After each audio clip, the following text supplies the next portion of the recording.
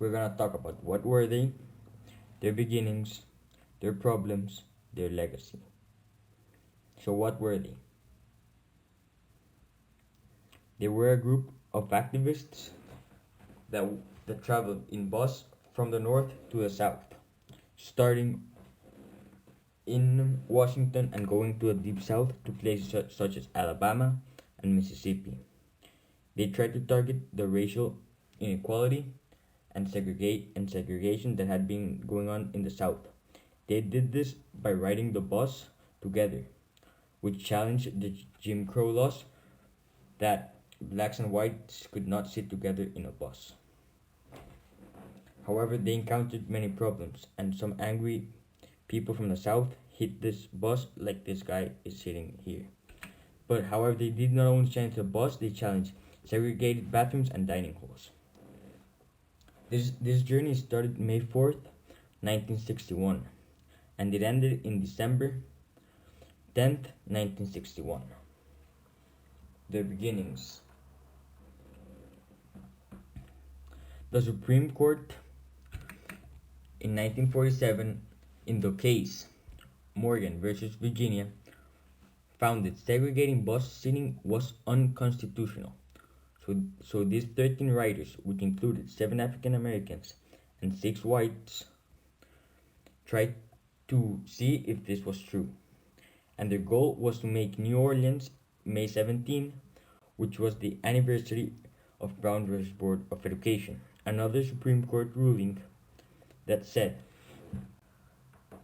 that segregating education was unconstitutional.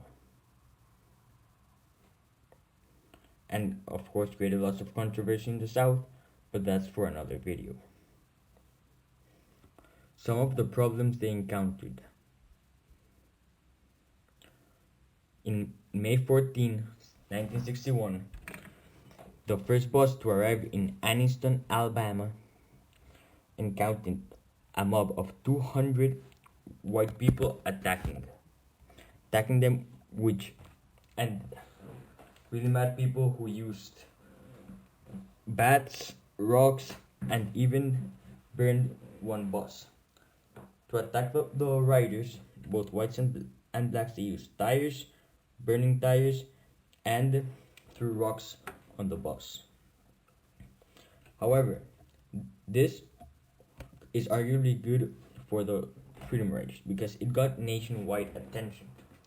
And one of the people who got that message was Mr. Kennedy, who at the time was the U.S. Attorney General, Robert F. Kennedy.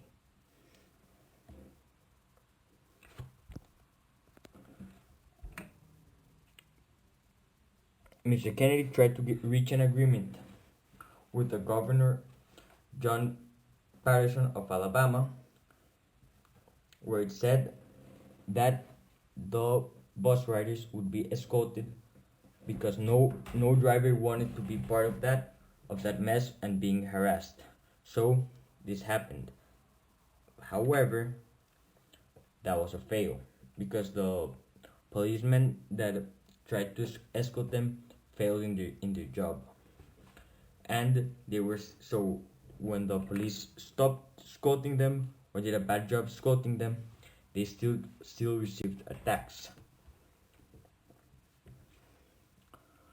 So once again, Robert F. Kennedy, the U.S. Attorney General at the time, called 600 federal marshals to come save the day.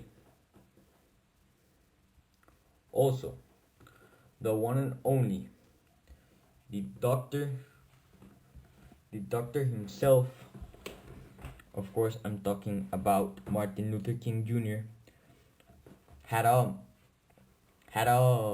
service in the Baptist church in Alabama.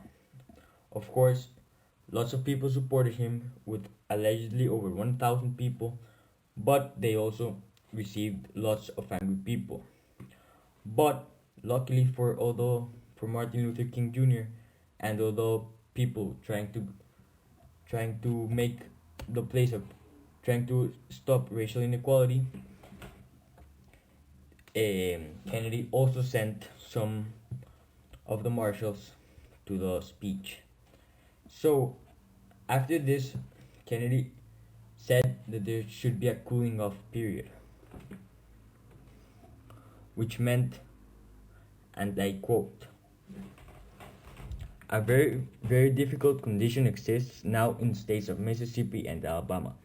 Besides the groups of freedom riders traveling through these states, there are curiosity seekers, publicity seekers, and others who are seeking to serve their own causes, as well as many persons who are traveling because they must use the interstate carriers to reach their destination.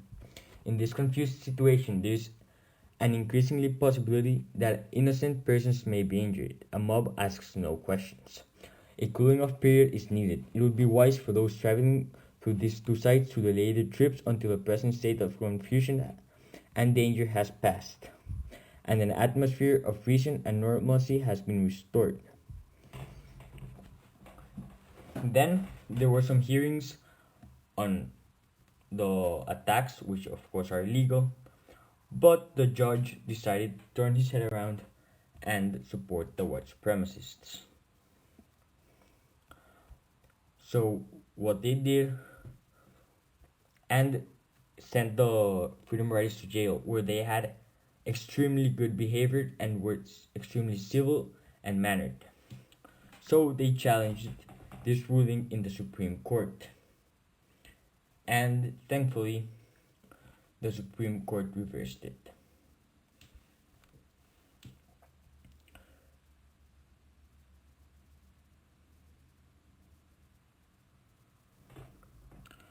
So after this, with the Supreme Court ruling, the Interstate Commerce Commission stated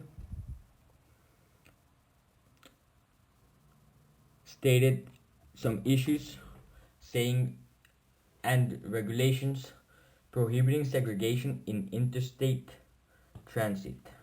So now it was not only illegal by the Supreme Court, but the Interstate Commerce Commission would take action against those companies who segregated their bus. Overall, the legacy was a step towards desegregating the country, a step towards freedom, which of course is really good and should have taken place years earlier. And it's a shame it took on until 1961. However,